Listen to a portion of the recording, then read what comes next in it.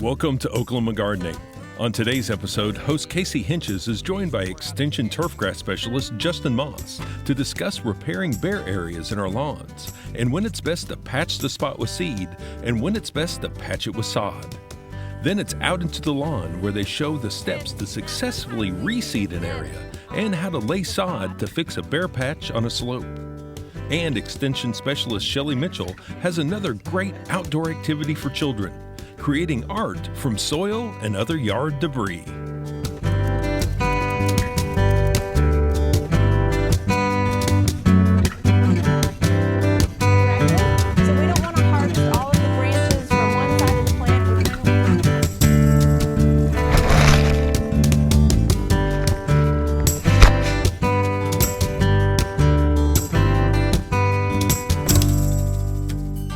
Oklahoma Gardening is a production of the Oklahoma Cooperative Extension Service as part of the land grant mission of the Division of Agricultural Sciences and Natural Resources at Oklahoma State University, dedicated to improving the quality of life of the citizens of Oklahoma through research-based information.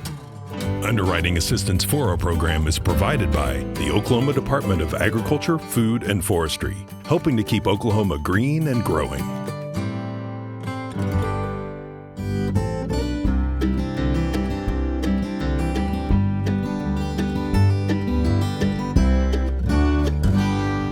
Year we're starting to look at our lawn and see some spots, or maybe we want to redo our lawn completely.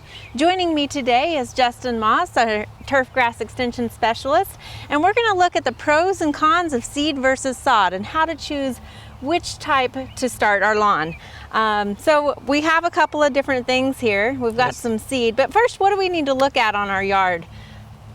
So first of all, we want to figure out what type of grass we have in the yard, and many times in Oklahoma it's going to be Bermuda grass, maybe some tall fescue in some shady areas and things like that. A little bit of zoysia and buffalo grass out there, but I would say 90% of the time we're dealing with Bermuda grass. Okay, and so if we have Bermuda grass, how do we decide whether to put seed down or to put sod down? Are there certain site specifications we need to look at? Sure, sometimes it's up to the user and what they want to use. And so if you look at cost, sometimes the seed can be cheaper initially to install and the sod's a little bit more expensive to install. However, with the seed, there's going to be some maintenance involved where you've got to water it and fertilize it and get it to grow in. With the sod, it's more like an instant lawn. Okay. And then you have to think about what type of area are we dealing with. Is it a flat area? It's really easy to do seed or sod. If we have a sloped area, we have to be careful about how we do that. We can still seed or sod it, but sometimes sodding is a little bit easier on the slopes just because you can get that instant cover, and you can even stake it down with some sod staples and hold it in place. Whereas with seed, you can still put it down, maybe mulch it, or put some seed cover cloth over it.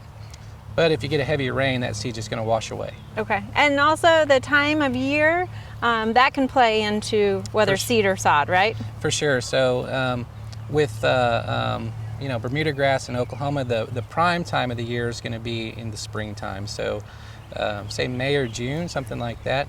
You can actually still seed or sod during July or even into August. Now, once you start getting into late July into August, if you could sod it, you'd be better off, because then you have something established. You still want to get some roots down, hopefully, before the freeze comes. But if you're seeding, say, July 15th or August 1st, you're probably not going to get that up all the way before the end of the growing season. So sod would be the ideal choice the later you go. But what you'd rather do, either seeding or sodding, come out maybe May or June and get that done. Okay, and what do we have here? We've got a couple of different seeds, and this one's kind of colorful. That one is colorful. So that one is actually a treated seed, and it's just treated with a fungicide, and so that's what gives it the purple color. But that is Bermuda grass seed, and it's a specific cultivar called Riviera. Now, Riviera was actually developed at Oklahoma State University, and it was developed because it has good turf quality, so it looks good in the lawn, but also it has improved cold tolerance. And so Bermuda grass is a warm season grass, and for the most part can tolerate winters in Oklahoma, but maybe 3-4 out of 10 winters on some common Bermuda grasses, it's going to die out just because it can't take the cold weather. Well, with something like a Riviera, one of these improved types, they've been bred to withstand those cold temperatures. Okay. And here you see that, this one's just purple because it has fungicide. Then we have another common type of Bermuda grass here that is just brown, and that is called Wrangler Bermuda grass. And so with this particular sample, just because it's brown doesn't necessarily mean it's not treated, but sometimes if it is brown, that maybe means it's not treated. Or it could be hulled or unhulled, and basically that means it could have a cover on it, or those covers have been kind of torn off before they packaged it up for you. Okay, and so what does that mean versus treated versus untreated regarding our seeding rate? So we would typically seed Bermuda grass at 1 to 2 pounds of pure live seed per 1,000 square feet. And so pure live seed just simply means you look at the tag on the package that the seed comes in, and you're going to see a germination rate and you're going to see a purity rate. And if you take those two together, you'll get a pure live seed. Okay. And so if we have a treated seed, though, you may have this extra material on it, right? The fungicide or whatever. So it may weigh a little bit different. So I see you have an example for us, so maybe you can tell me what's going on here. Yeah, so when you're dealing with untreated seed, you have about a pound per 1,000 square feet. So you can see these golf balls kind of represent untreated seeds. Now, if you have treated seeds, you're actually going to need to put down a heavier rate, about 2 pounds per 1,000 square feet, because you don't actually get as much seed because of the inert material, the treatment, the coat. So pretend this is your seed and you've got your fungicide treatment or whatever treatment on there. You've got less seed going down per area. So you can see here you're going to need about 2 pounds per 1,000 square foot for the treated seed, such as Riviera. That's right. So your pure live seeding rate is the same. It's just you have to weigh out more of this material because of the added fungicide and everything. Okay, excellent. So when you're looking at seed versus sod, is there a reason that you might choose sod? I mean, is all the same grass available in both? Yeah, so like these seeded varieties that we have here are actually sometimes not even available as a sod. And so when you purchase a Bermuda grass cultivar, let's say a seeded cultivar, what you want to do is look at the package, and there should be a blue seed tag on it. And then what that means, that blue tag means it's been certified by the local certification agency. And so if that seed is certified seed, you know that what you're buying is what you're getting. Now there's a lot of Bermuda grass seed out there that won't have tags on it, and it may say VNS, or it may say common Bermuda grass, or it may say other things. It may even say U3 Bermuda grass. But if it doesn't have the blue tag on it, really you don't know what you're getting. Okay. And so our recommendation is to use certified seed. And what that can do is it can help you to get kind of these unique traits that maybe the grasses have been bred for. So even if you have a common Bermuda grass lawn, you can come in with like a Riviera, and you don't have to seed your whole lawn, but you just have some bare spots or maybe some weak areas. You can do what's called interseeding and just kind of put it in there. Even though you've already got some grass cover there, you interseed this improved grass, and then over time it will kind of slowly take over. And you can even do that once a summer as you get bare spots to fill it in. So if you mix it, the consistency and the color and the texture will be consistent throughout your lawn, but you're also saving money actually, because to do a whole lawn in a premium Bermuda grass might be a little bit expensive. Yeah, it could be expensive, and if you were going to do it right, you need to really go kill out your whole lawn first. So coming in and interseeding is a way to save some money. It takes a lot longer for it to actually maybe come to this type, and there are some differences, but if you blend it, you don't see those differences as readily. Excellent. And now with other grasses, they only come as sod, and so what we're dealing with is like a common Bermuda grass or Cynodon dactylon. You can get seed from it. But some of our hybrids are interspecific hybrids. I mean, they're hybrids between common Bermuda grass and African Bermuda grass.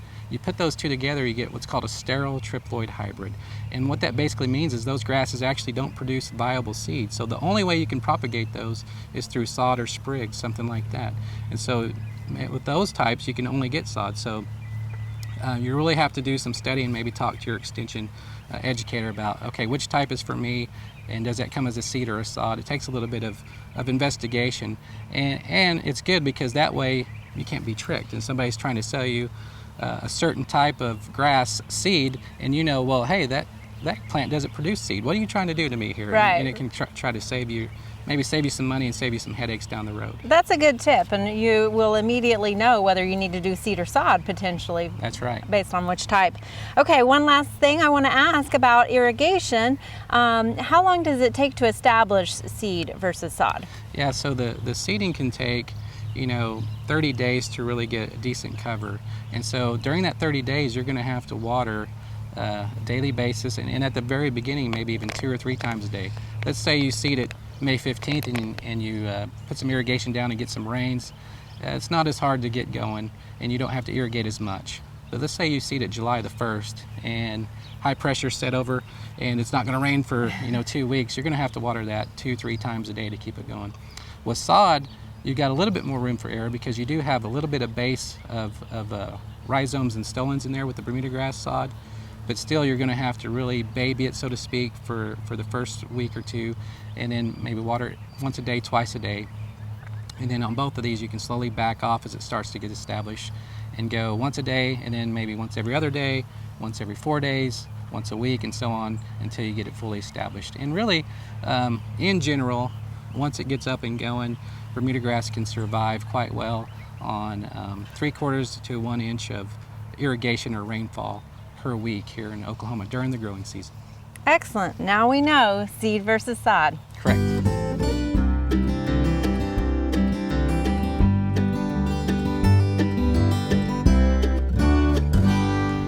So Justin, we have a bare patch here in our lawn that we need to fix. How do we go about doing that?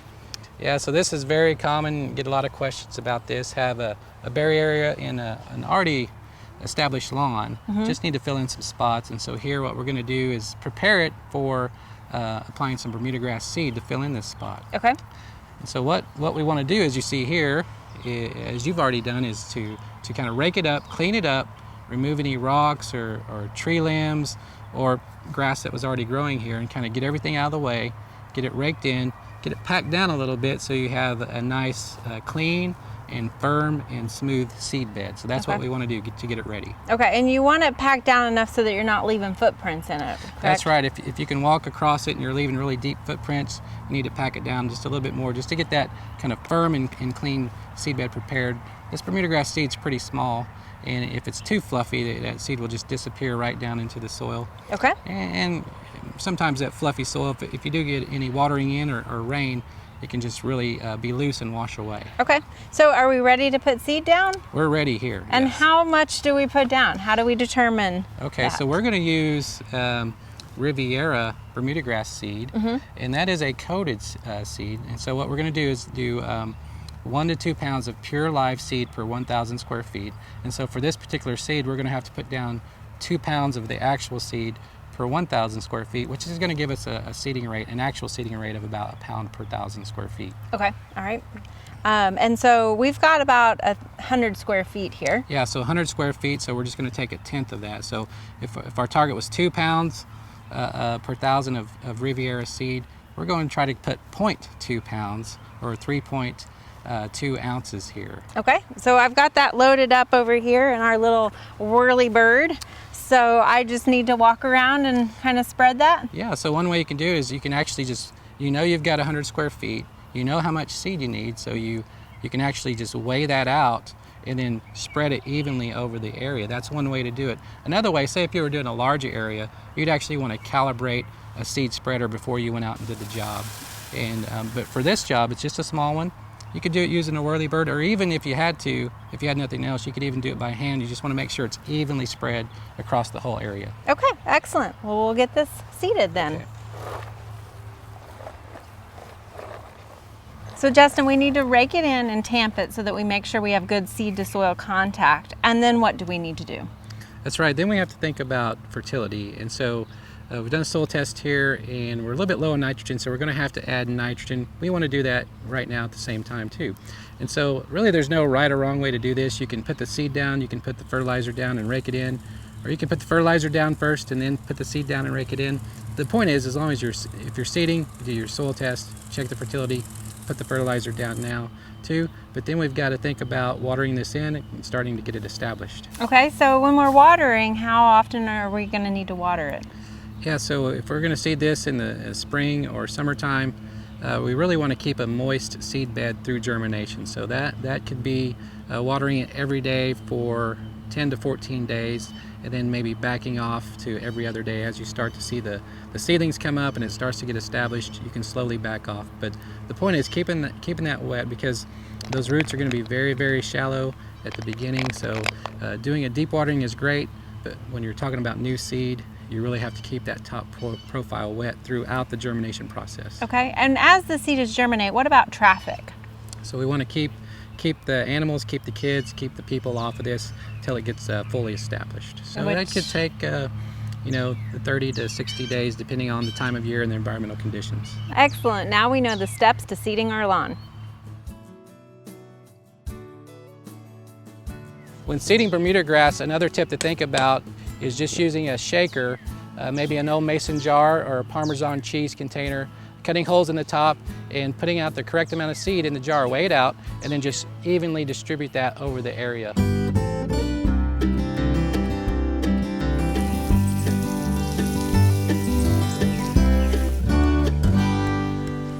When you think about turf grass, you imagine a lush green yard, but often this isn't our reality. We often have problems that we're dealing with or patches that need to be repaired. Today we're going to look at how to repair those holes with sod. Hi Justin, what do we have here? We have some sod. We have some beautiful sod. Yes. And there's actually a couple different species of grasses here, but we have in these larger rolls here some Bermuda grass sod, just some common Bermuda grass sod. Right. And then in the smaller slabs here, just some tall fescue sod to show as an example. And you can see, you know, as a homeowner, you might be able to get different types, different sizes of sod. For, say, if you had a large job, it might come in what's called a large roll or a big roll, where you might have to have actually a machine to put that out in a landscaped area. Okay, but we're just repairing an area today, so we just needed a little bit. Does Bermuda typically come in a roll and your fescue comes in a slab, correct? That would typically be the case. Okay. And since we just have a small job today, we have you know, just a smaller roll that you can actually pick up and handle with your hands. Okay, excellent. And now sometimes we see this netting on the sod. Yeah, a lot of times. Not a good thing, right? Well, it can be a good thing. So like when we have a grass like tall fescue here, you know, it doesn't make a good sod, so to speak. So to make a good sod, you want to have a couple of grass structures, and one of those is an underground stem called a rhizome, and another is an above ground stem called a stolon. Well, the tall fescue can have very, very short rhizomes, but for the most part really doesn't have either rhizomes or stolons. So the sod grower will actually grow it on net to help hold it together, so like when you pick it up and move it around, it doesn't fall apart. Right. Bermuda grass does have the rhizomes and stolons, so it can make a good sod with or without the netting. A lot of times the companies will still use the netting for various purposes, but you just have to be careful. The bad thing with this is if you put this netting down, it will degrade over time, but it can also, you know, come up and as the grass is getting established, and it can trip you or get caught in your mower and things like that. So if you don't have to use it, don't use it, but there's a lot of times where you have to use it just to hold your sod together while you're laying it down. Right, and it won't degrade very quickly though either. It's a slow process. Takes a long so time. You'll see that, and you typically have to cut it out sometimes too. That's correct. Yes. Okay.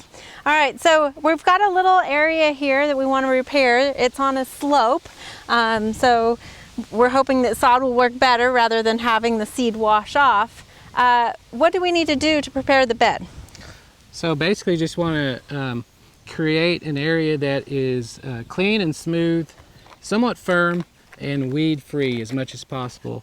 And so we're basically trying to you know, prepare it for planting. So we want to prepare it just like we would whether we're seeding or sodding or what have you. Get a nice, clean, weed free and firm seed bed, or in this case sod bed, and then we're ready to go. Okay, excellent. So we're ready to lay the sod now? We're ready to lay it. So basically we have this area raked up and ready to go.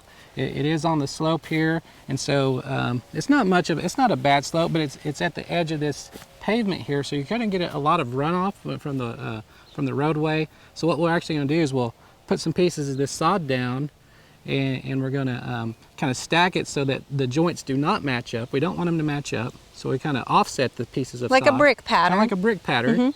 And then we're actually even going to put some sod staples down to hold it in place so that it doesn't wash away in case we get a big rain before it's fully established. Okay, excellent.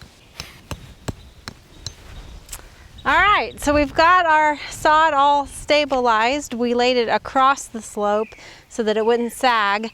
What do we need to do next? So now it's time to think about maybe rolling this or just walking over it since it's just such a small area to tamp that sod down in place. And then we need to water it and fertilize it. Okay. And so we have,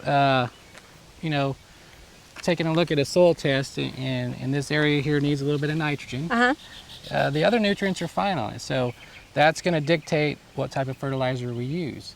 And we have a couple of typical homeowner products that you might see. These are easy because you can actually water and fertilize at the same time. You stick it on your water hose and turn the dial and go. Right. But the formulations on these are a little bit different. One of these has everything. It has nitrogen, phosphorus, and potassium. The other one just has nitrogen and a little bit of potassium, but no phosphorus at all. Right. And our soil test shows that actually we don't need phosphorus, so we're going to choose a fertilizer with no phosphorus. Okay, so even though it says it's a grass starter, you might not need everything that's in there. That's right. It's always important to do your soil test, read the labels on the fertilizer, and just fertilize according to need, not according to a marketing scheme. Okay, excellent. So how often should we be watering? So we got to water this quite often. It's new sod, and it has this very shallow layer, a little bit of roots in there, but not much. So what we got to do is keep that wet so it doesn't dry out. And probably we're going to have to water this maybe twice a day during the hot days, and back off to watering just once a day and eventually once every other day, and so on and so forth, till maybe, hopefully after it gets established, just watering it maybe once or twice per week. And how long should it take to get it established? Not very long with sod here. It's going to grow in quite quickly, and within 2 to 4 weeks, it's going to be pretty well established, and you can really start backing off in that watering at that time. Okay, and again, this is just to patch this small area. You would use some of the same practices to do a whole lawn as far as laying it in a brick pattern, but you would really want to make sure that you're working with a clean surface when you're laying that sod. So we have a little bit left over. How long will that last on the pallet? Yeah, so we have quite a few rows left, and let's say you have another small area in your lawn where you'd like to try to patch it up. Certainly you could try to plant that right away. Let's say maybe you can't get to that for 2 or 3 days. That's fine. Just make sure you water that sod on the pallet to keep it moist. Don't let it dry out. Don't store it in the full sun for those 2 or 3 days. Put it somewhere in a shady spot, and maybe even keep it covered to help it to stay moist and not dry out. Now, if you leave it on there a week or 2 weeks and you try to go lay it out, I've seen it come back before, but it's very likely that sod may be done for if you leave it on there too long. Excellent. Well, now we know how to repair our turf. Thank you, Justin. Excellent work.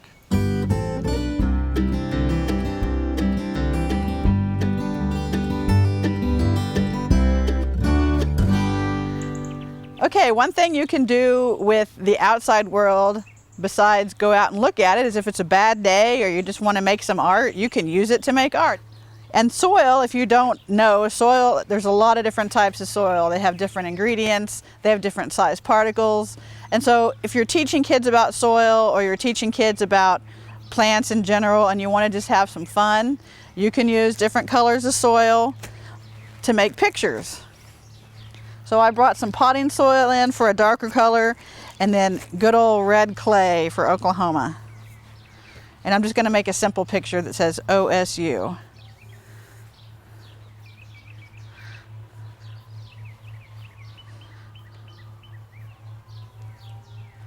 So basically it's just like sand art. You can take it and sprinkle it on and then dump it, and what's left that's covering the glue is what you get.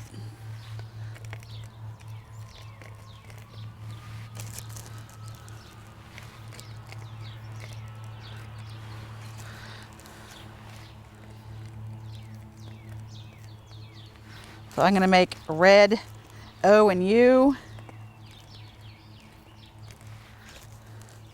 And then for variety, I'm going to make a darker S. All right, so let's see what we got. There's our dirty picture that says OSU. So you can do art, doesn't have to be expensive. You can use what you have right outside your door, and you can use red Oklahoma clay and brown potting soil. You can add leaves, pine needles, whatever you want, and use it to make art. So you can make collages out of leaves. Even with just soil, you can make a really pretty picture. Take that to the game and hold it up. Go OSU!